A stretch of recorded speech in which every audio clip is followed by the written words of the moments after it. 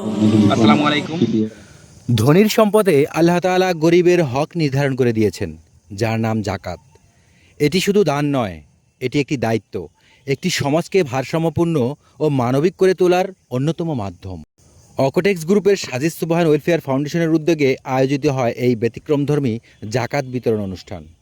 ফরিদপুর জেলার ৬টি ইউনিয়নে কানাইপুর, কৃষ্ণনগর, কৈজুরি, চাঁদপুর, গোট্টি ও আটঘর অকোটেক্স গ্রুপের সাজিদ সুবহান ওয়েলফেয়ার ফাউন্ডেশনের উদ্যোগে আয়োজিত হয় এই ব্যতিক্রমধর্মী জাকাত বিতরণ অনুষ্ঠান। দূর দূরান্ত থেকে আসা অসহায় মানুষ, তাদের চোখে একটুখানি স্বস্তির খোঁজ। আজ সেই স্বস্তি পৌঁছে যায় তাদের হাতে। একটি প্যাকেট, একটি সহায়তা, কিন্তু এর ভেতরে লুকিয়ে থাকে ভালোবাসা, সম্মান আর বেঁচে থাকার সাহস। এই যে দেখছেন হাসি মুখ, এই হাসিগুলোই বলে দেয় জাকাত শুধু অভাব মেটায় না, এটি মানুষের হৃদয়ে আশার আলো জ্বালায়। একটি সহানুভূতির স্পর্শ যা বদলে দিতে পারে একটি জীবন।